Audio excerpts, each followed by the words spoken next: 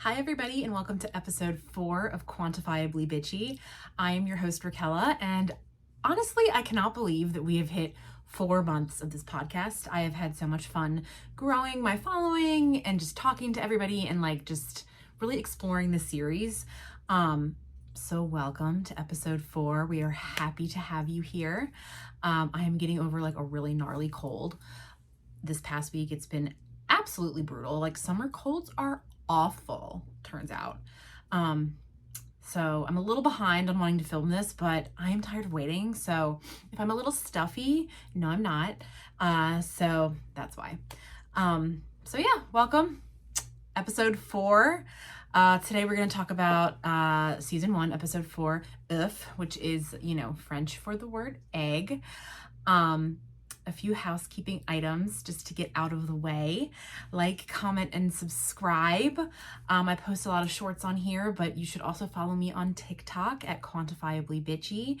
YouTube here is Quantifiably Bitchy as well as my link tree. And you can follow me on Bluesky under tchy. That's where I do most of my daily posting. And you can talk to me on there and we can talk about Hannibal all you want and everything else. Last time I mentioned my friend Amanda's feed on Bluesky, Eat the Rude. I recommend following that again. But I also wanted to give a shout out to my internet friend Sahaya. If you're looking for another Hannibal podcast to kind of delve into that's something a little bit different than what we do here, Sahaya has Deconstructing Hannibal. I have been on it. The link to my episode is in my link tree, so you can go ahead and check that out and watch the rest of her episodes. She is a master at research. That is something that I am not as good at, and this is more of a silly podcast. Sahaya is going to give you definitely more of a true English major's perspective. Mine is kind of your lazy English major's perspective, but she's plenty funny. She's very charming. I love being on her show. I discussed Jack Crawford in my episode with her, and this fall I will be going back on and talking about my sweet baby, Frederick Chilton. So if you're looking for more Hannibal content, she's been doing it longer than me. The link is in my link tree, so definitely go check her out. So yeah, welcome back. So happy to be here. Today we're gonna jump into season 1, episode 4. I have it queued up. I do have to put my headphones in, but we'll go ahead and get that started. And yeah, let's dive right in. Okay, opening shot.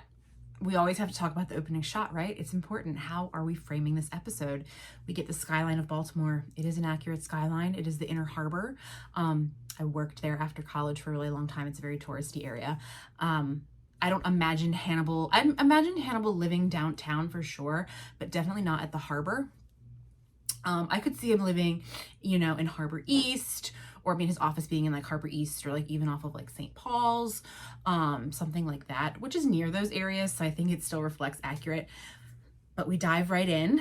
Will having therapy with Hannibal. At this point, the chairs in the office are really far apart. We're still kind of seeing their relationship bloom and grow. And they aren't, super close yet, but we are seeing this connection. Hannibal is leaning forward. Will is leaning back. Hannibal's intently listening. Will is relaxed. So those are things to kind of note in this opening shot in Hannibal's beautifully lit and perfectly symmetrical office. I'm learning that Brian Fuller and team really love a good symmetrical shot, and I'm going to be honest with you, so do I. So there are worse things. It's interesting that Will uses this metaphor as his house as a boat, because in the books he works in a boatyard. I know it's referenced, I think, in this episode too. So there are really nice kind of gentle callbacks to the original source material about being a safe space for him, because in Red Dragon he is working on boats when Jack pulls him away. Will is so hot and so frustrating in these. So he's talking about his experience with Garrett Jacob Hobbs. They use that man's full name every single time. Will with glasses on is such a different character than Will without. And I think that's definitely not an accident, right? He wears them as a shield. But it's almost like we're looking at 2 different characters, and I think sometimes Will feels that way too. Another reason I think Will is so compelling is because he just feels so fragile and so breakable, and you really just want to fix and help him. And he says he feels, guilty for seeing the girl impaled in the antler room. He felt like he killed her. I think the really important word there is felt. And I think this is a theme that's really worth exploring throughout watching the entire series. I know a lot of you are like, oh, Will had this inside of him the whole time. He is just very dark by nature. And sometimes I agree, but sometimes I also am like, okay, he's so good at empathizing with dark minds. Is it because he's good at empathizing that he's able to step in their shoes, or is he inherently dark and that's why that fits so well? It's kind of like a chicken and egg situation. Like, does the empathy allow him to wear the darkness, or is he empathetic because he already has the darkness within him? And I think in season 1 we get a lot of like waffling back and forth between both, and I think that's why I like Will in season 1 a lot, because he is really waffling between good and evil Will, or good and dark Will. Where, like, how we know how the series ends, he might end up as dark Will, but in this point he's kind of like waffling back and forth, and he is not sure where he lies on that spectrum. And I do like that we get this very wide range, the dichotomy of Will Graham, as I am constantly bringing up. And he, like, it's like when he's talking to Hannibal about Garrett Jacob Hobbs and how he felt like he was kind of moving along in this life with him after he was dead, and how he kind of was, I don't want to say becoming him, because he acknowledges the fact that he is Will Graham and not Garrett Jacob Hobbs, but there is like this it's almost like he left a part of his soul behind, and it lingers with Will as he navigates Abigail and solving these other murders. It like hung behind. That's why sometimes I think that Will isn't inherently a bad person. He feels shame, he feels guilt, and he acknowledges the darkness, where I think Hannibal embraces it and doesn't necessarily see it as darkness. He just sees it as beauty. And then we get this scene with Will, the pendulum. He's analyzing the crime scene of the family that's dead. This shot with the rotting food, when I saw Pearl for the first time, it kind of reminds me of that. Rather, this Pearl pulled from this, but this like rotting food and the maggots, and this dichotomy of this very harsh juxtaposition. It's like you're the opposite of a Norman Rockwell painting, right? But then we go back in time. The lighting is golden, which I really love, because it's not a typical lighting setup we get in the show. Usually it's very cold, very blue, but Will rewinding back to the family sitting at the table, the light is golden. Again, it's a very like Norman Rockwell painting, where before it was kind of like a perverse version with the rotting food, but happy family is the vibe we're supposed to get here. The whole shot, again, very symmetrical. The painting, the wood frame in the back. Whenever Will recollects a scene, it is so dramatic. Slamming his hand, being like, no one leaves the table. Like, the man is just like putting on a full performance in his head. Our boy Hugh gives a really, really nuanced, well-rounded performance as Will Graham. That's my baby. The lighting is really superb. Golden lighting is very soft. It's what I'm using right now with my ring light. It's very forgiving. Every time he says, "This is my design," I can't help but laugh. I don't know why. Just like having a catchphrase is so dramatic. And then he it snaps out of his imagination, and he's just like with Jack watching him as he is reenacting this in gloves, sitting in the crime scene. It's the most like unethical, hilarious method, get into this evidence and solve this crime. And it's so whack to me. Like, it just cracks me up. And Jack is just watching him reenact it in his head, but he's literally just laying there or sitting there just like with his hands up, and Jack's watching him. I love this though, because Jack asks him, "What do you see, Will?"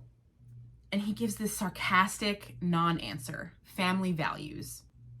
It's just another way of how Will Graham is so annoying to me. Like, he has to be so not like the other girls. He can't just give a straight answer. He can't just be like regular for 2 seconds.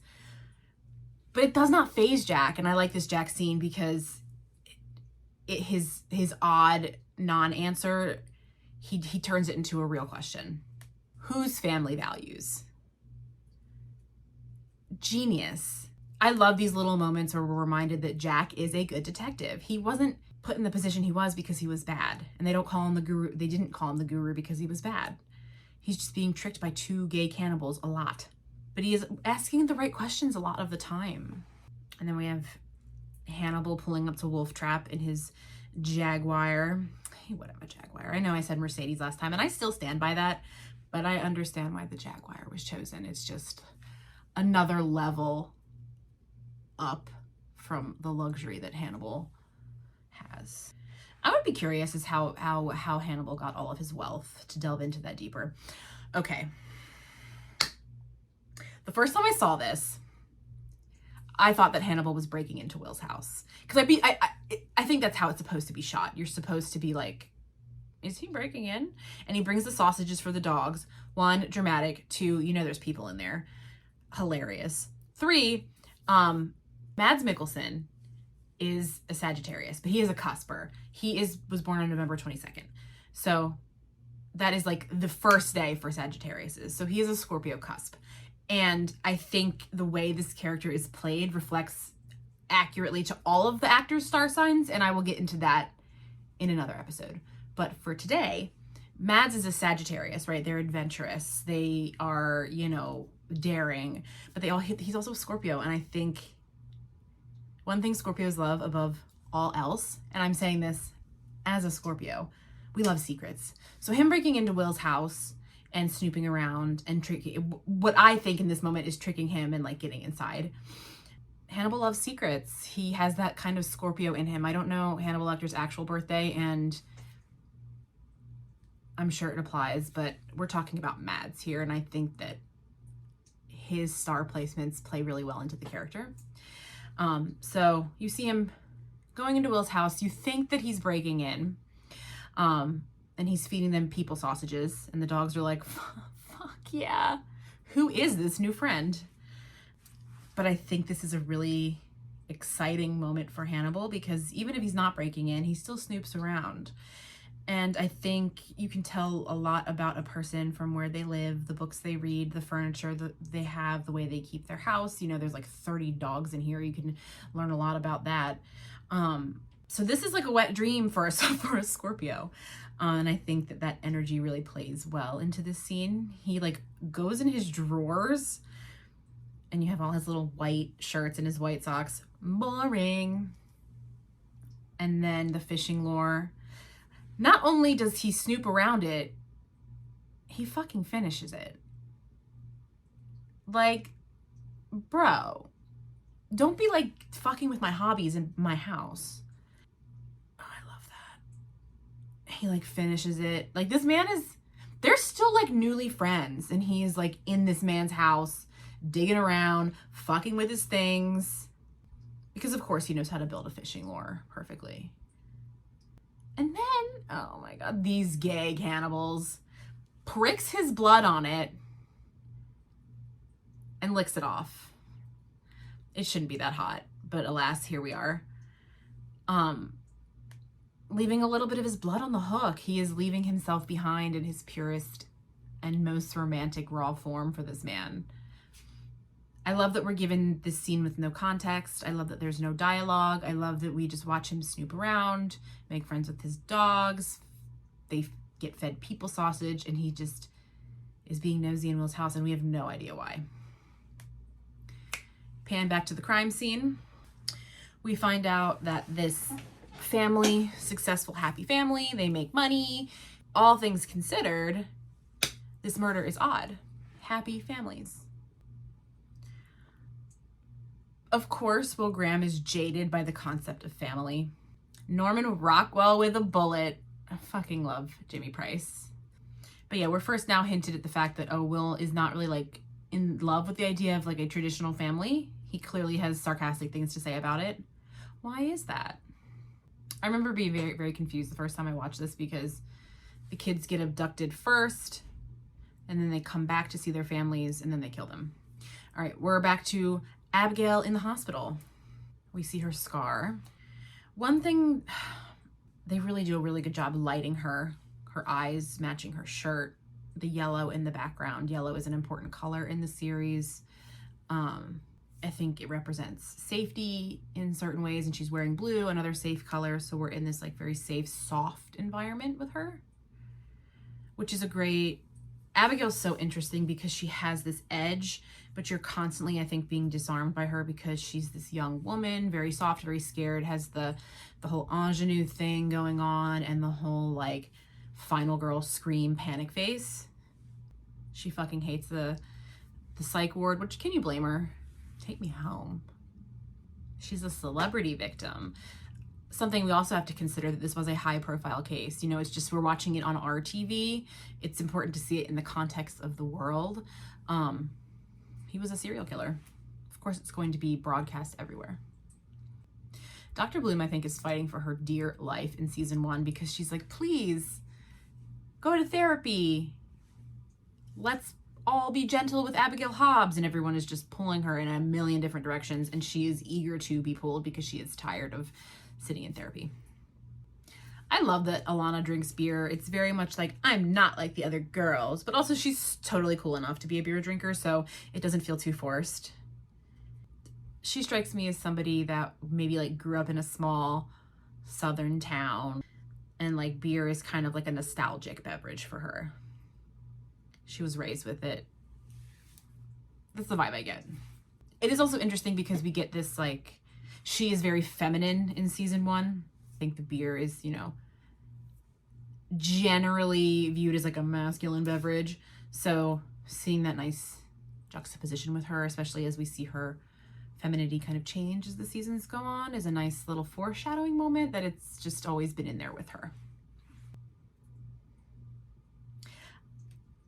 I think it's wild that it's being suggested at all that Hannibal step in as a parental figure for Abigail in a medical setting. The amount of unethical psychiatry being practiced throughout the season is actually fucking hilarious, and everyone is just so charmed by Hannibal that they're like, sure. I love that Jimmy Price has a twin. I love when we get secret twin and they're like never shown, but it is important. Like, it's an interesting thing to learn about a person because twins are very unique in the way that they function. They have this like built-in best friend. Are they identical or not? There's like this very deep loyalty, and it can really shed a lot of light on a character, and it's a nice kind of one-off line that we learn about Jimmy Price. Zeller fucking hates Will Graham, and I always have to really respect a character that like really doesn't like a character that is well liked by everyone else. So like Will Graham, like Freddie Lounds doesn't like him and everyone's obsessed with him, and I think that's hilarious. Zeller, it's definitely coming from a place of jealousy, which is also really interesting to explore. And then Will Graham is like, oh, the middle is always trying to figure out how they fit in, bitch. I am a firstborn. And I think I check off a lot of the stereotypical boxes for that. My brother got away with everything. I was definitely the guinea pig for all our rules and regulations in the house, and he got an easier time. He also just didn't give a fuck, so I always respected him for that. And then the next shot, tell me about your mother. I love that he asked that question. And Will clocks the fuck out of him. He's like, wow, lazy. You really want to talk about mom? You really want to talk about mom? Okay, Freud. Like, I thought you were a real psychiatrist and that's the best you got, mommy. Low-hanging fruit. But then, the dialogue here fucking smacks. He's like, oh, that's low-hanging fruit. Yeah, I bet it's on a really high branch that you can't reach, Will.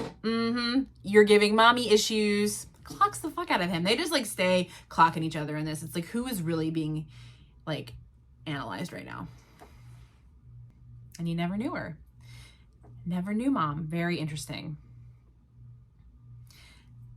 At the end of the day, our parents are going to fuck us up. No matter how much they love us, no matter how much hard they try or not, like there is going to be trauma there. And you can always learn so much about a person with their relationship with their parents or just their parents in general.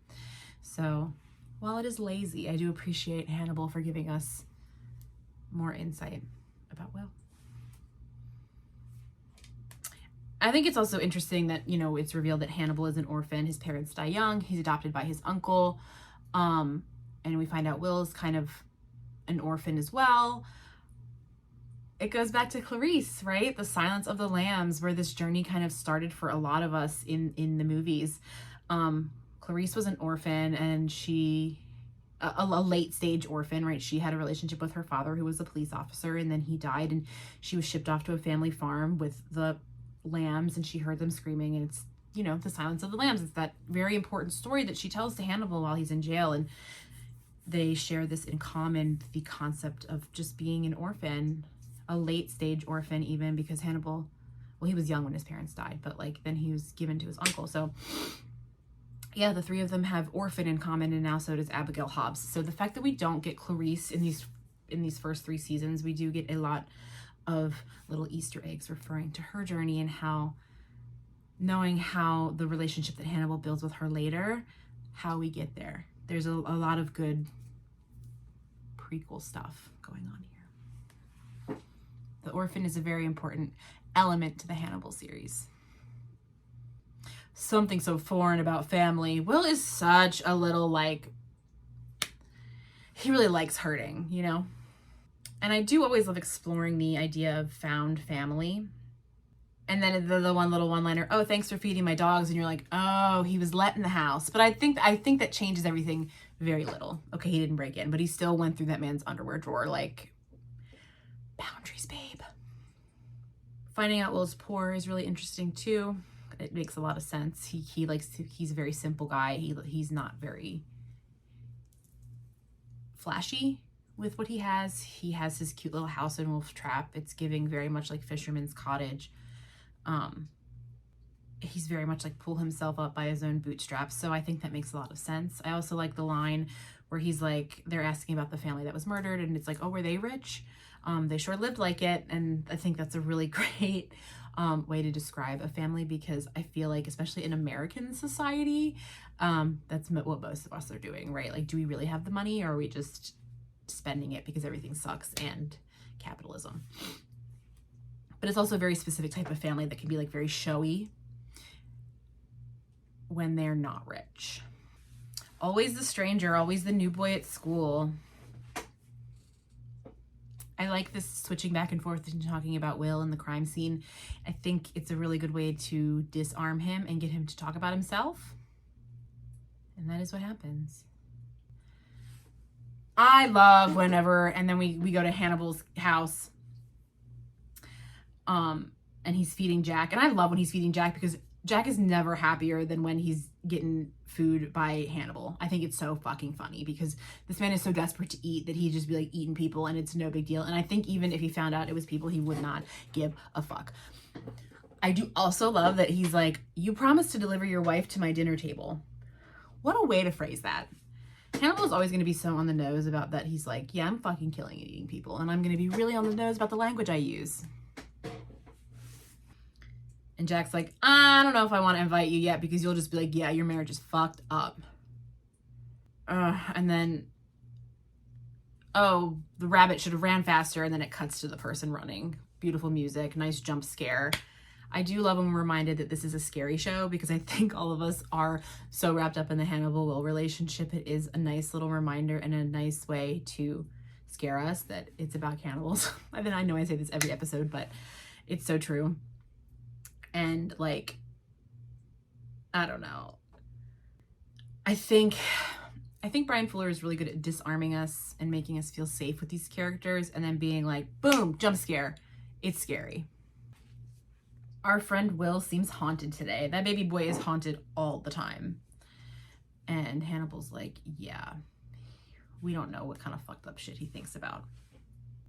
Perhaps the nightmare under Will's pillow is that he was wrong about Abigail. I do think that Abigail haunts him on a daily basis, and it's his biggest lesson. She is the deer, the stag. there is a message, and he is currently working through it and struggling. Will taking out all his doggies. You know his house stank. Maybe not though. Maybe like a little puppy smell. And we get this sweet music. I love when a series or fandom or a franchise explores the idea of found family. Found family is such a beautiful thing because even if you have a lovely family, you can still find family. Also, they're like examining the dead bodies, the science throuple. Is this true? Like you can, when you're going through puberty, like your legs can be different lengths. Being a child is terrible. I love the science throuple. They just ping pong off each other so perfectly. The chemistry and charisma between them is just delicious. All right, Will's teaching, talking about biting, a suck bruise, yuck. Jack yelling and kicking everyone out. I always love the moments when Jack yells because I think we always forget that Lawrence Fishburne is like tall as shit and he's a big guy and loud.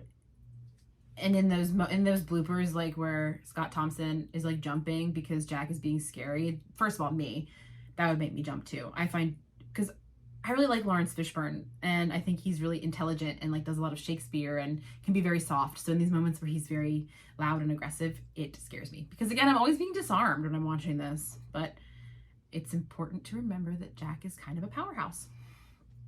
Okay, so we found a pair of prints in the house. This was such a clever serial killer, this episode, this premise. So we're noticing a pattern. 3 children, 1 goes missing and the rest die. But the child goes missing first and then comes back. Arrest in Virginia. This beautiful symmetric shot going into their house during Christmas time. It's very beautiful. They play the Christmas music. It feels like family. Another example of how they want you to know that these families are happy, normal families. This feels like Christmas, and they all have like bullet holes in their head and shit. There's like a child in the fireplace or some shit. Oh, and they're all choking at the smell. It's pretty brutal. The fuzziness of the sounds, you kind of fall into Will's head. Right back into the lab where they are examining the children.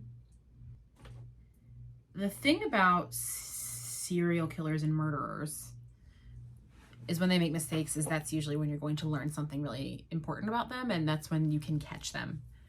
So in this one, there was a mistake because they fucked up killing the mom. So there's 2 guns. And the additional corpse in the fireplace is the kid that failed to kill his parents. And this is something that I've discussed before, how it's not a traditional procedural show.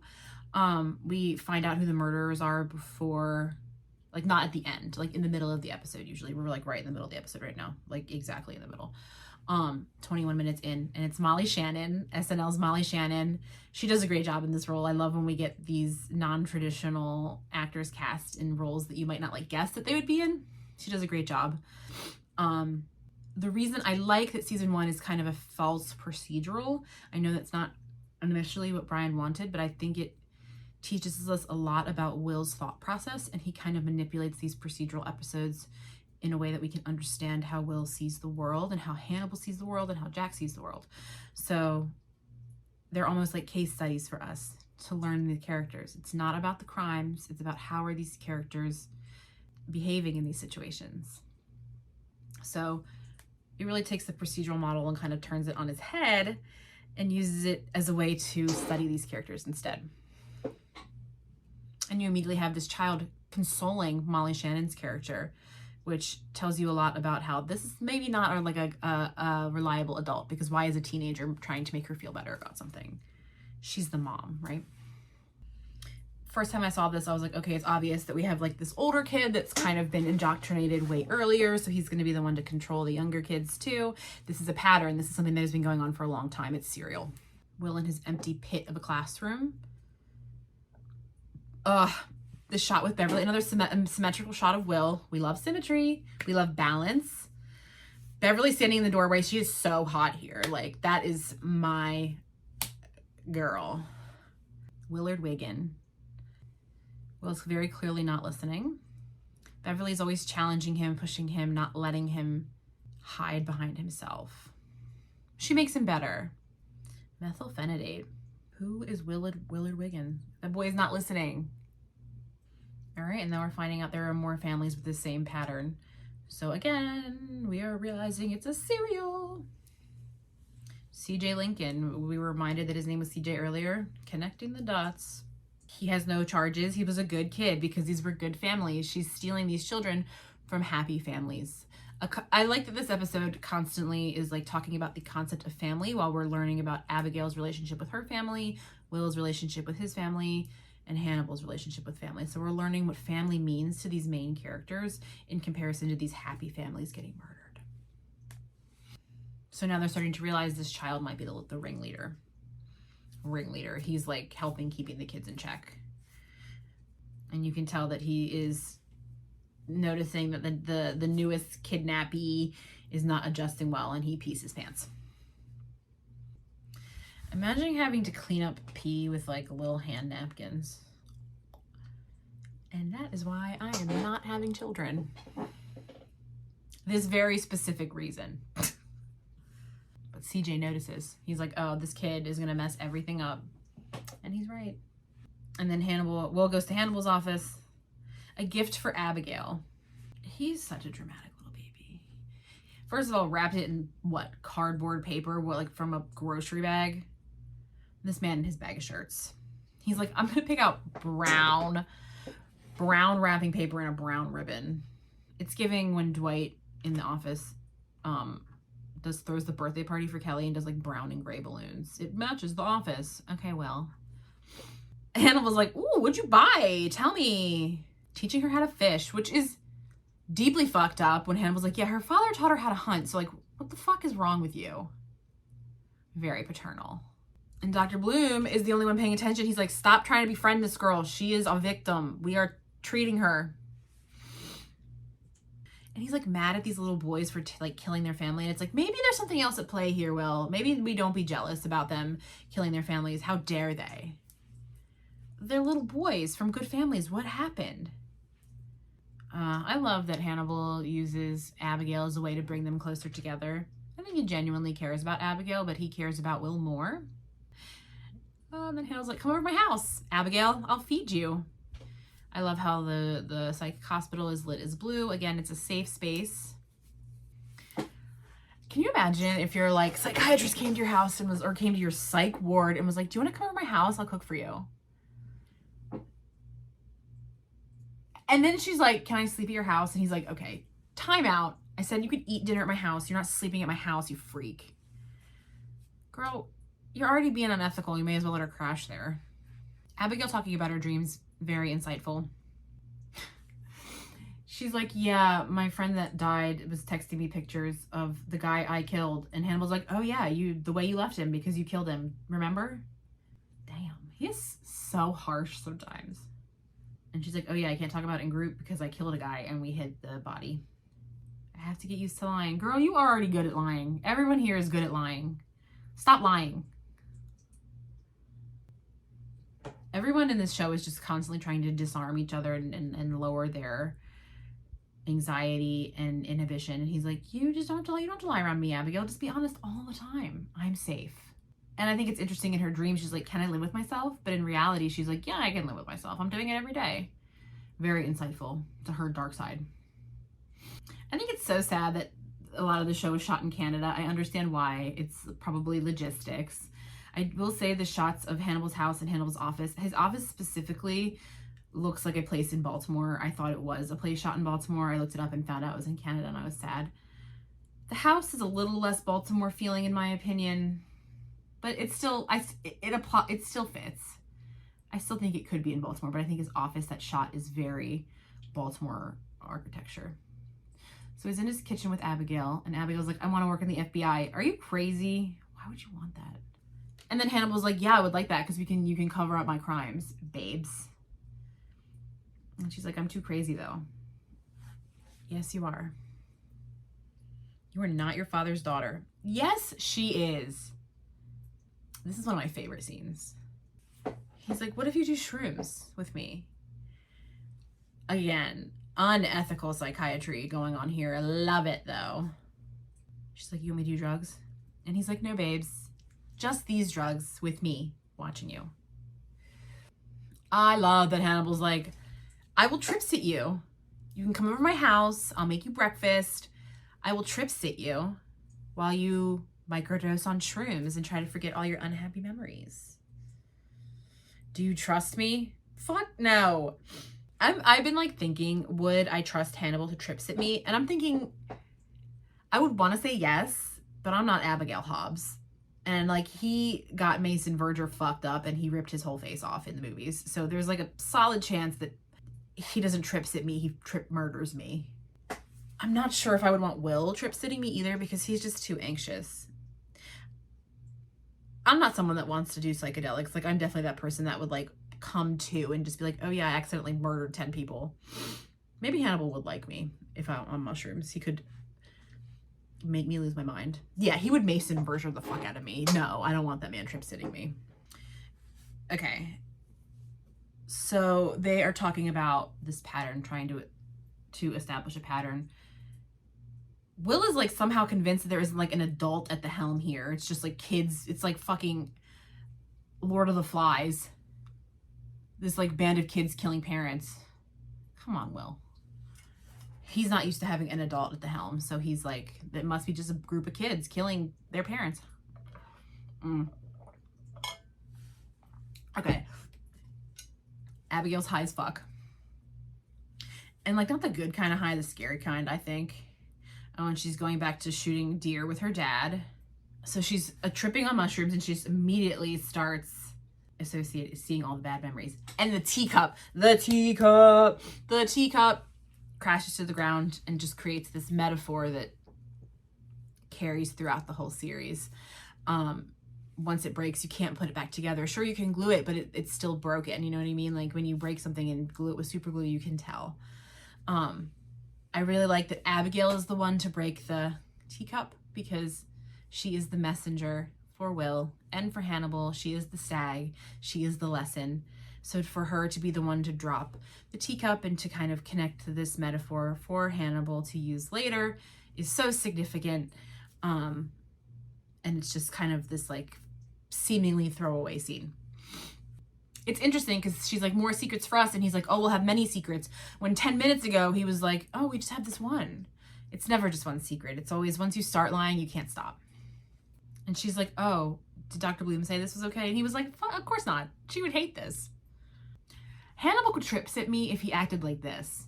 But I think I would annoy him and he would kill me.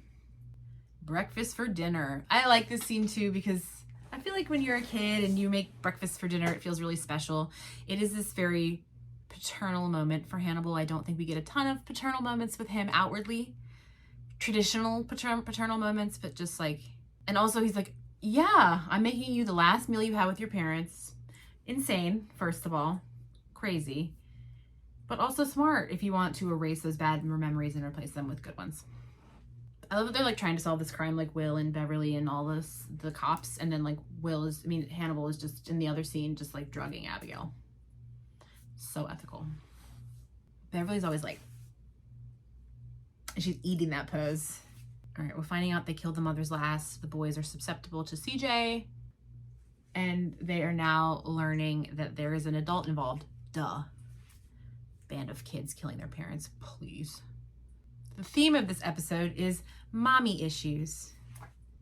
And I think that's why Will struggles to understand this case because he didn't have a mommy. So he is struggling to understand the mom aspect of it because he has mommy issues too. All right, and then we're in North Carolina. I don't know how we get there so fast. Time is relative in Hannibal. Everyone just can be on a high-speed train at all times. I love it. I think in shows like this, you can really get away with that because it's like, who cares? All right, and then the child comes home and you're like, oh my God, yay, reunited with his parents. And it's like, nah, he's gonna try to kill them. Yellow leaves through the house. I love these shots. The use of color is just the yellow flowers in the yard. It's consistent. I really appreciate how consistent and how fluid it is. And somehow the FBI got here at the perfect moment, but that's fine. Call it kismet. Jack with his gun and his Morpheus glasses. Hey. I love he is like your classic action hero. All right, CJ got shot. Like, why is Beverly there? And like, why are the scientists there? I love that they're there, but like, does this really need to be a group affair? This can't be appropriate. I love when the child pulls out the gun and was like, Molly Shannon comes out of the little shed. She's wearing red. Christopher is wearing blue because he is safe. He is just a kid, and she's wearing red. She's the real threat, hovering over him like a ghost. And Will tries to end it happily, safely, and Beverly shoots the mom. It's all very traumatizing for Will. He like is very desperate for people to solve things peacefully when he should just give in to the darkness. He watches her die because he's so into it, I think, even though it also scares him. And then Jack in the car with this kid. This is a fucked up scene. He's like, can I please see my mom? And he's like, you're going to jail, kid. You're going to jail. He is such your classic, like, toxic father type. He's like, I'm going to scare this information out of you. This child is a victim. Oh, my God. If I ever go missing, do not put these cops on my case. Pick someone else. Pick, like, it can be the SVU cops or it can be CSI. And not these cops. Not Hannibal. And he really is like, you don't know what it's like, Jack, this child. He's like, you don't know what it's like having a family because you don't have a family because you're a loser. He kind of deserved that. Don't bully this child. Back to Hannibal's house. Alana is so mad. And I love that she's like, this is shockingly rude. Yeah, call him out. He'd be killing and eating people because they're rude. Somebody should probably cut off a limb and eat it, Hannibal. Maybe you deserve that. Yeah, so she's like, shockingly rude, Hannibal. And he apologizes. I love that she calls him out. The women stay calling out the men. It doesn't do anything because they don't listen, but I appreciate that they're trying. And he's like, oh, Abigail's here. Huh? So genius. He's like, you were right. She wasn't ready, so I had to drug her. You were right. So manipulative. Genius. No one stands a chance against him in this first season for sure. And he's like, you gave her drugs? Are you her doctor? Half a Valium. Okay. Try mushrooms. Hannibal's breakfast for dinner looks fucking bomb, and I would eat it even if it was people.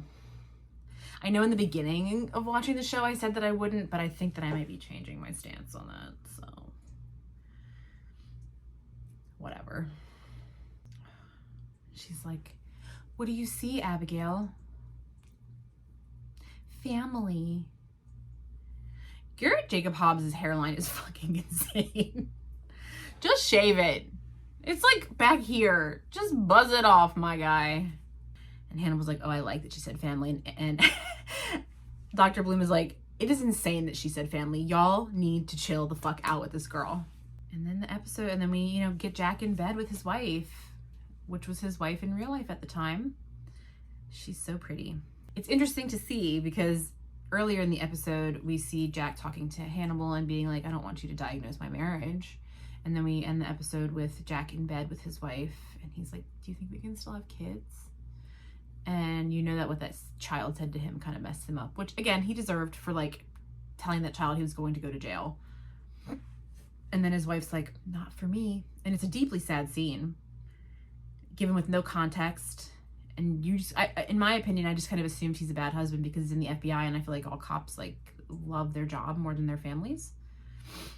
But we really don't know why. Gives us very little insight, but the only thing we understand here is that this is not necessarily a happy marriage. Giving more layers to Jack's understanding of family. And then pan to Will with all the dogs sleeping downstairs, him in the bed by himself. Everyone's version of family. We get Hannibal and Abigail together, family, Jack and his family, and then Will and his family, and then the episode ends. The theme of this episode was family. It was family, it was mom, it was how those family dynamics shape us as people and fuck us up, because again, it doesn't matter how much your family loves you or cares about you. Family is going to mess you up. Family is going to be the reason you need therapy. We're all only human and we're all trying our best. So what those things mean to the character and the characters and like just relation to the world around them. Family was a theme this episode, and found family is just a theme of the series. So we really get to explore that a little deeper and have this kind of parallel with this found family serial killer. Super fun episode. I love the procedural element of it. I think Molly Shannon's character is so much fun. We get more insight just to the like Will and how deeply lonely he was growing up, and Hannibal too, and how they're able to connect over that. The orphan, the prodigal orphan, and Abigail, Will, Hannibal, and Clarice Starling. So we get that nice Silence of the Lambs nod, since we don't really delve into that in this series. So yeah, that was season 1, episode 3. Oeuf, which is also interesting. Egg, you know, it's basically an embryo, right? Family, children, and just the dynamics of, you know, Abigail and Jack wanting kids and things like that too. So yeah, really good episode. I think we get to Chilton soon. I don't know if it's next episode or the episode after, but I'm really excited to talk about him. I'm just really excited to continue this journey and talking about everything. I say the same things every time, but it has just been such a treat. The Hannibal fandom has just accepted me with absolute open arms, and I am forever grateful, and I always want to just share everything with you and hear all of your opinions. And I'm gonna get some of it wrong just because that's who I am. I am not super researched. I am not super good at details sometimes. So this is just my interpretation of what I think the show means to me, watching it I've only seen it a handful of times.